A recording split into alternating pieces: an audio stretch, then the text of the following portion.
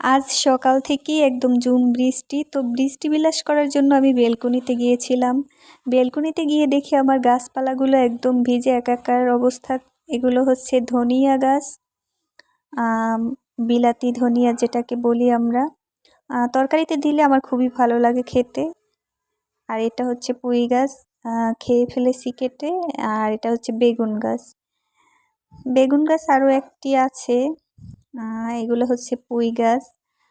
পুঁই গাছগুলো আগেও একদিন আপনাদেরকে দেখাইছিলাম, কিন্তু তখন ছোট ছিল, এখন আরো অনেক বড় হয়ে গেছে। দেখুন একদম বেয়ে বেয়ে কোথায় চলে গেছে। আর এই হচ্ছে আমার মরিচ গাছটা কেন জানি একদম নেতিয়ে গেছে শুকিয়ে। কেন এরকম হলো ঠিক বুঝলাম না। আর পুঁই গাছ এটাও খেয়ে ফেলেছি, শুধু ডাঁটটা আছে। আর দেখুন নিচে হচ্ছে পানিতে পুরো একটা খালি জায়গা আছে, সেখানে পানি জমে একদম ভরে গেছে।